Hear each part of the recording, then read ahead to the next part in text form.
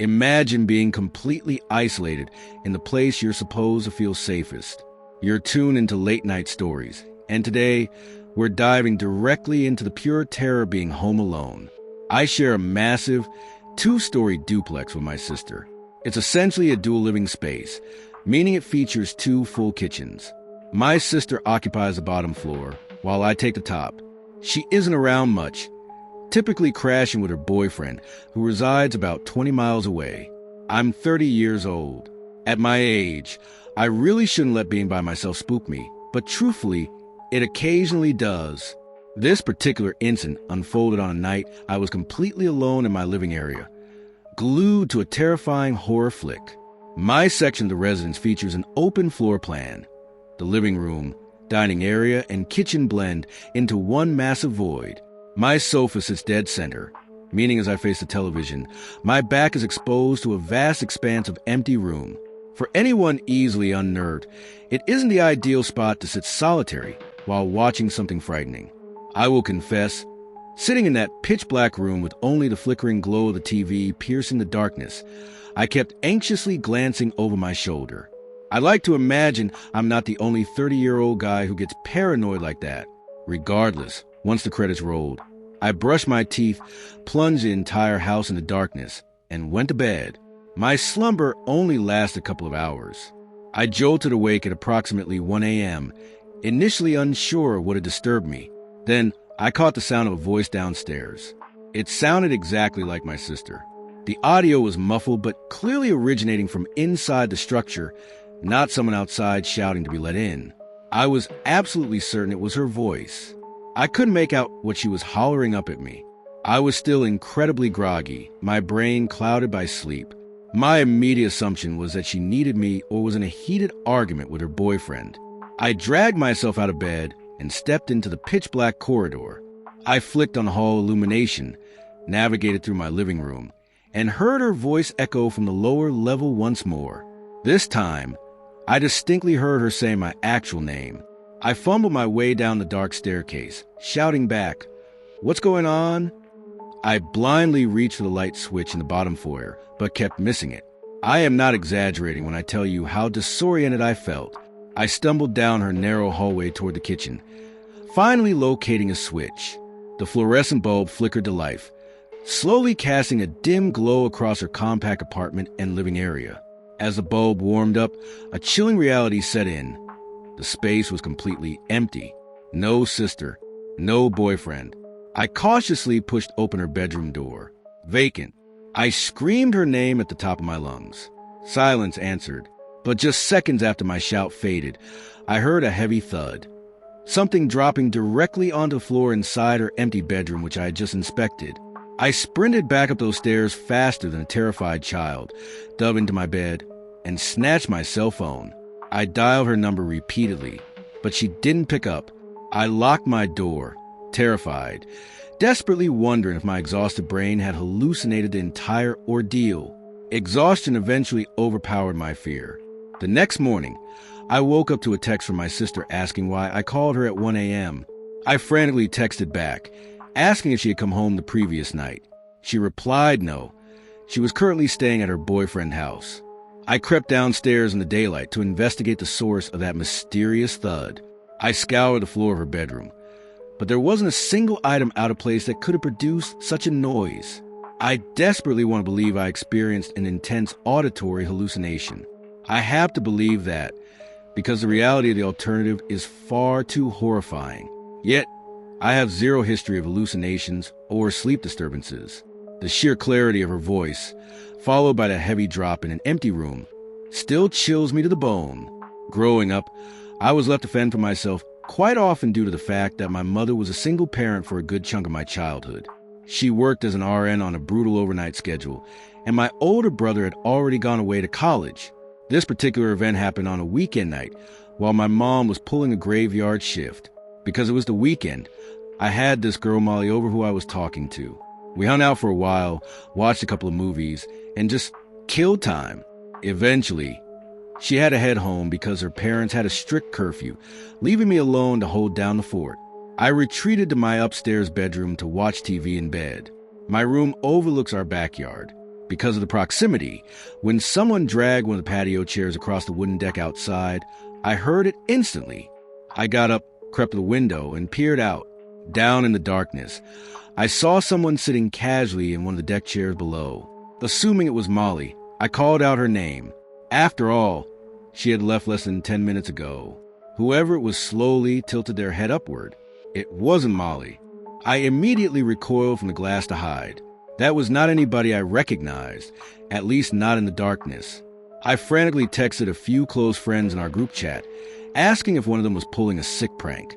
The ones who answered all said no and asked what I was talking about. Deep down, I didn't really believe any of my friends would trespass just to scare me like that anyway. Paralyzed by fear but driven by a morbid curiosity, I slowly walked back over the window to look down again. That person was still sitting in the chair, staring directly up at my window. It was undeniably a male, that much was clear, and he definitely saw me. I scrambled away from the window again to completely turn off the TV. I sat in my bed, rolled into a tight ball, wrapping my arms defensively around my knees. I waited in the suffocating darkness for a while. I refused to even turn my phone screen on, because I was terrified he'd see the backlight. My window was cracked open, so I didn't even want to move, fearing he'd hear any rustle of my sheets. I desperately wanted him to assume I was simply no longer in the bedroom. I remained frozen for what felt like an eternity. It had to be a solid 5 minutes of just sitting there. I highly doubted that man outside could possibly still be lingering. Gathering every ounce of bravery I could muster, I forced myself to get up and check the window one last time.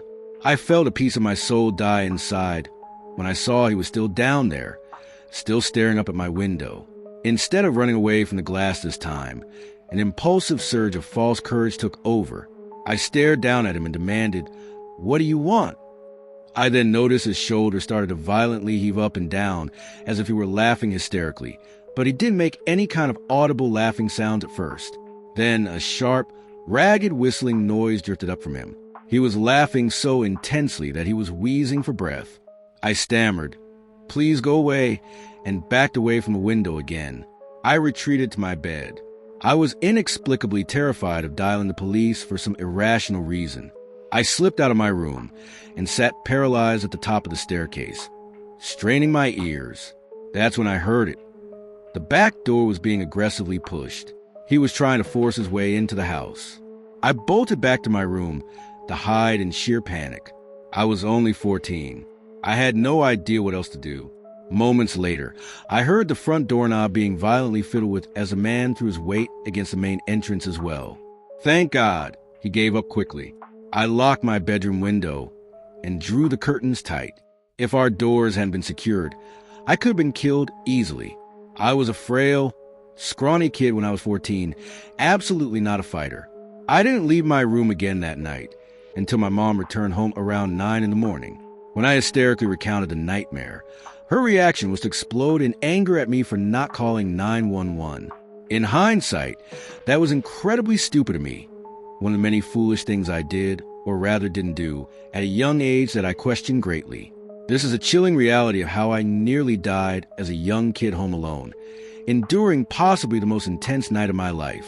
I grew up in a busy household of 5. At the time of this incident, I was 10, my older brother was 14, and my little sister was 5. It was a typical Friday night.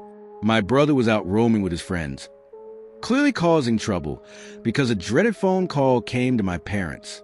All I remember was sitting in my room, immersed in a Star Wars video game, when the sudden sound of my mother freaking out and crying broke the silence.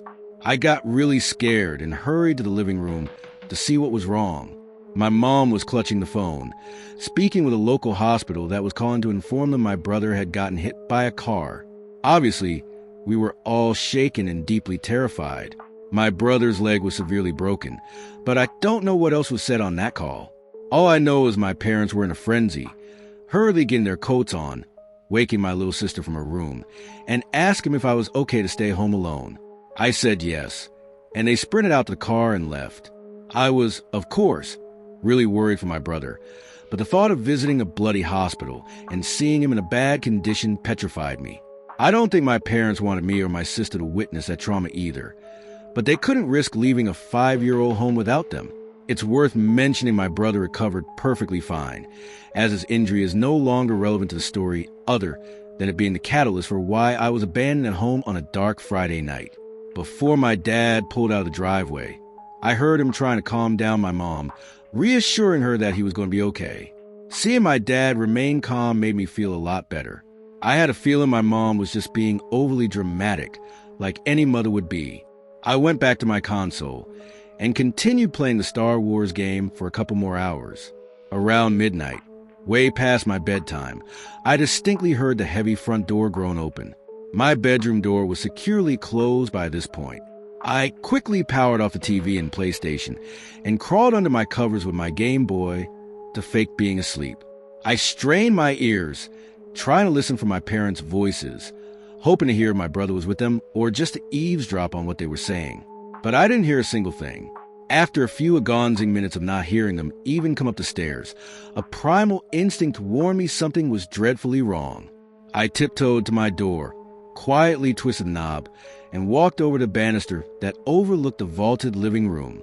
The lights were completely off, but standing perfectly still in the center of my living room were 3 towering figures. They weren't my family. I was so petrified that I was frozen solid for a second before I could quietly retreat back into my room and shut the door as gently as my trembling hands allowed. But in my trepidation, it wasn't quiet enough, and I knew it. They had to have heard the latch click shut, even if just slightly. I scrambled frantically toward my closet, slid the door open, stepped inside, and pulled it shut. I wedged myself deep behind a mountain of plastic storage boxes and heavy bags of clothes. Surprisingly, I was actually pretty well concealed from view. There was an agonizingly short period that felt like an absolute eternity where I was anticipating my bedroom door to open, and it did at that exact moment. I fully accepted I was going to die. I heard heavy, methodical footsteps enter the room. I couldn't discern how many people it was. It may have been 1, it may have been 2. I listened in sheer terror as the boots moved toward my bed, and I heard my covers being roughly pulled back. Then silence. Next, the dreadful sound of footsteps pivoting and marching directly toward my closet door. Silence fell again for a few agonizing seconds. And then the closet door swung open. My heart was violently hammering in my throat by this point. All I did was sit completely paralyzed and hold my breath. The door remained open for an agonizingly long time, but I didn't dare look up. I didn't move a single muscle. It had to be a full 20 seconds of dead silence before the door slowly closed again. The footsteps retreated away from the closet, then out of my room entirely. When I finally dared to look up and assess my hiding spot, a chilling realization hit me. From where I was crouched down behind the bags, I was absolutely visible to that person. It wasn't until probably an hour later that I finally heard the familiar voices of my parents returning. I burst from my room and ran downstairs to them. The front door had been left completely ajar by the people who broke in, and they had ransacked the house, stealing a number of valuables. It was a night that just evolved from bad to an absolute nightmare for our family. In their panicked rush to the emergency room, my parents apparently didn't even lock the deadbolt. I am incredibly lucky to have not been killed or kidnapped. I look back now and genuinely wonder if the person who opened that closet and just stood there staring for 20 seconds actually saw me hiding in there. Maybe he was just a common criminal who came to rob a house and had no desire to kidnap or harm a child. Or maybe I simply blended into the shadows, and I just narrowly escaped death by a matter of inches. During my teenage years, I was granted the rare privilege of having our house entirely to myself for a full week. My parents rarely went out, but my mom's wealthy friend, Patty, invited them on an all-expenses-paid trip.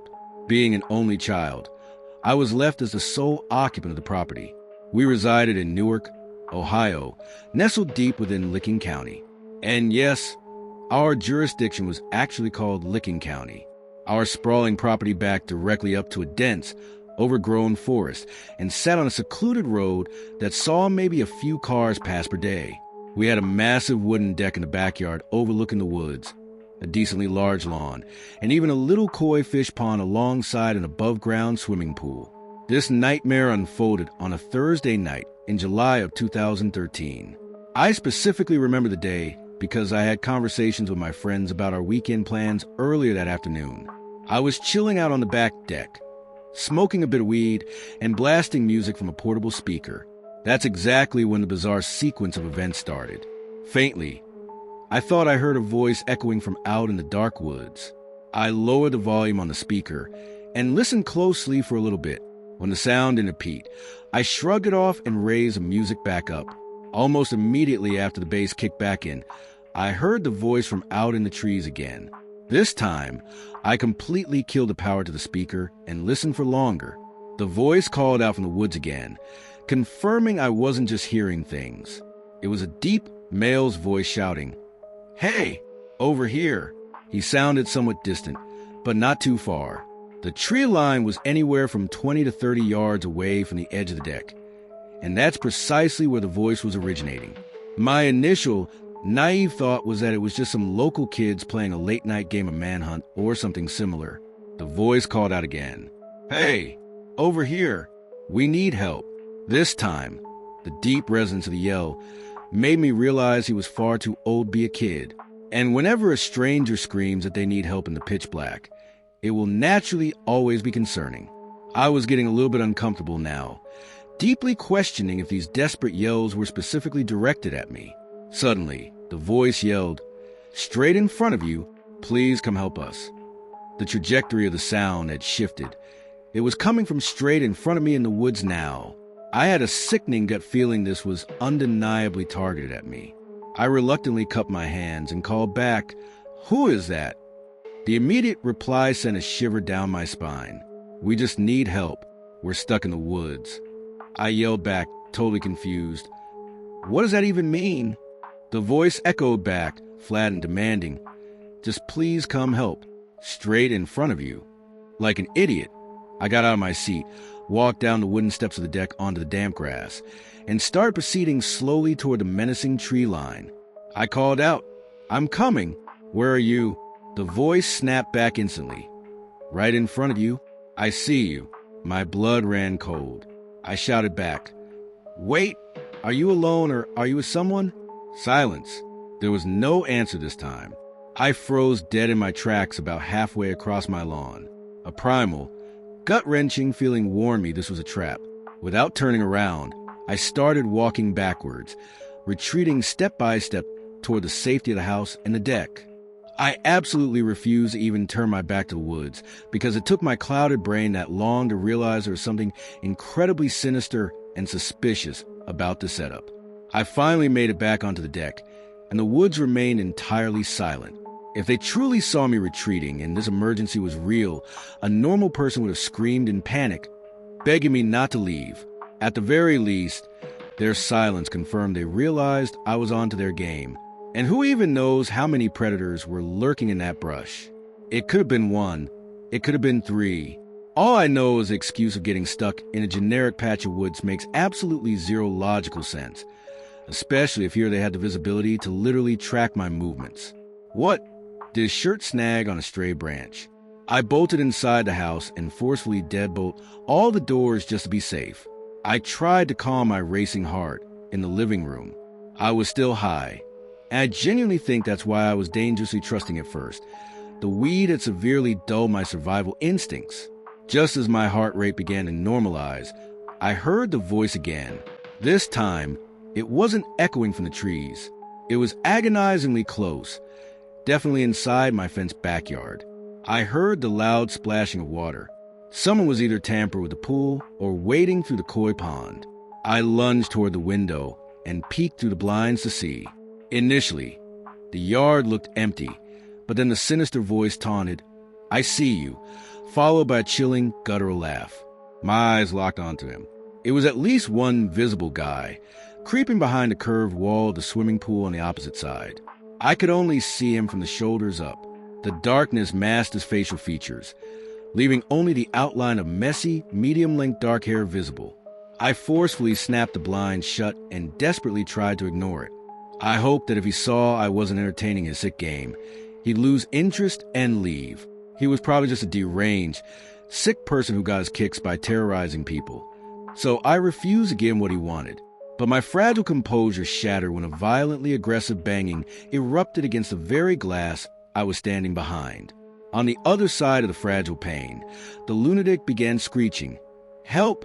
Help!" I lost complete control. I screamed at the top of my lungs, "Back the F asterisk asterisk asterisk OFF, you freak. The police are coming." I shrieked it repetitively, projecting an aura of total, unhinged insanity, hoping to make myself sound crazier than he was. Through the glass, I heard him erupt into maniacal laughter. The cackling slowly faded into the distance as he presumably retreated back toward the woods.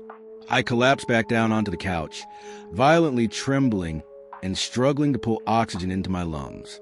I remained paralyzed there for hours, but it seemed like the guy had actually given up. Ironically, the lingering effects of the weed eventually dragged me into a deep sleep that night. I often agonize over how much worse that scenario could have ended, and if I would have handled it differently, had my reflexes not been delayed by being high. That traumatic night permanently destroyed my sense of security, making me deeply paranoid about who I ever opened my door to. I'm 23 years old, and I currently still reside at my childhood home with my parents. One lazy afternoon, both of them were out running errands, leaving me to my own devices. I decided to shoot some hoops in the front driveway to burn some energy. Mid-dribble, my eyes naturally drifted upward toward the second-story facade of our house. Standing motionless in one of our upstairs bedroom windows was a woman. It absolutely wasn't my mother, and it wasn't my sister. It was a completely random stranger staring down at me. The moment she realized we had locked eyes, she swiftly ducked out of sight, vanishing into the shadows of the room. I dropped the basketball, bolted inside, and charged up the stairs to check the lounge room, but she was entirely gone. My adrenaline spiked as I initiated a frantic, room-by-room sweep of the entire property. I aggressively cleared every single bedroom, checked behind the bathroom shower curtains, and yanked open every upstairs closet. Nothing. I moved to the ground floor, systematically clearing the living room, kitchen, dining area, the downstairs bedroom, and more closets. Still nothing. Finally, I descended into the basement. I highly doubted she could have made it down there without me noticing, but I had to be sure. Our basement is fairly cramped. Just a couple of old couches, a dusty wet bar, and 2 small storage closets. There are virtually 0 places to conceal a human body. I pulled open the first closet. Empty. When I reached for the knob of the second closet, pure dread washed over me. This was the absolute last unchecked square inch of the house. If she wasn't in here, I didn't know of any other places someone could possibly be hiding. Treating the door like a Band-Aid, I forcefully yanked it open and instantly hurled my body inside, preemptively striking out just in case the woman was lurking in the dark and I needed to jump on her. Instead, I crashed violently into a wall of hanging winter coats and empty hangers. I stood there in the dark, utterly bewildered. I refused to question my own sanity, though. I definitely saw that woman in the window, and I knew it. You don't just vividly hallucinate a hyper-realistic stranger glaring down at you in broad daylight. Furious and terrified, I marched back to the main floor and screamed at the top of my lungs that whoever was hiding in the house needed to get the F out immediately. I was yelling with such ferocity that our next-door neighbor actually jogged over, knocked on the door, and asked if there was an emergency. I breathlessly explained that I had literally just made eye contact with a random woman watching me play basketball from an upstairs window. Being an incredible guy, he stepped inside and helped me execute a secondary, meticulous search of property. When we still turned up empty-handed, we naturally concluded she must have slipped out the unlocked back patio door while I was retrieving my basketball from the front yard. After my neighbor departed, I engaged every deadbolt in the house, called my parents, and laid out the crazy ordeal. They weren't exactly thrilled, but they instructed me to do an inventory check to ensure nothing was stolen. I did exactly that, and luckily, it seemed all laptops, jewelry, and cash were completely untouched. Fast forward to that night. Before attempting to sleep, I neurotically swept the house one final time, purely for my own peace of mind. Unsurprisingly, sleep completely evaded me. My brain was firing on all cylinders. It's not every day you can relate to locking eyes with a home invader peering out of your own sanctuary. But ironically, my restless insomnia is exactly what saved my life in this situation, and here's why. Hours later, I was finally teetering on the edge of exhaustion, my eyes heavy. Suddenly, a distinct rustling noise emanated from the far side of my bedroom. I had a loud ceiling fan running above me, providing a blanket of white noise, which is why I didn't instantly snap awake at the initial sound. But the noises quickly escalated from faint rustling to distinct, human-like shuffling. I slowly rolled over to my opposite side. There she was. The strange woman was actively crawling out from underneath my bed. She stood straight up, towering over my mattress in the pitch black. I unleashed a scream that completely dwarfed my shouting from earlier. Operating purely on adrenaline, I launched myself out of the bed, tackling her violently to the hardwood floor. I pinned her down, gripping her throat, screaming into her face, demanding to know who she was. Right on cue, my doorbell chimed. It was my vigilant neighbor checking on the screaming again. I hauled the filthy, erratic woman off the floor and literally dragged her kicking and screaming down the hallway toward the front door. She fought like a wild animal, gouging her nails into my skin. I still have 2 distinct, jagged scars permanently etched into my right arm from her claws. I wrenched the front door open, allowing my neighbor inside. Together, we forcefully restrained the flailing intruder on the floor while I dialed 911. For the entire agonizing wait until the squad cars arrived, the woman shrieked violently, spitting curses and death threats at both of us. The most accurate description I can provide is that she looked and behaved exactly like a severe meth addict currently experiencing violent withdrawal symptoms. When the police burst through the door, one of the responding officers immediately recognized her. They had arrested her on multiple occasions for similar offenses. Her name, quite conveniently, was Karen. Watching them shove her aggressive, thrashing body into the back of the cruiser was one of the most intensely satisfying moments of my life. I thanked my neighbor profusely for quite literally saving me by coming over so quickly. As I lay in bed that night, my mind was still racing. But instead of being completely paralyzed by terror, which I still was, slightly, the sheer fear had been replaced by an overwhelming, profound sense of vindication and satisfaction. And truthfully, I still can't fully explain why.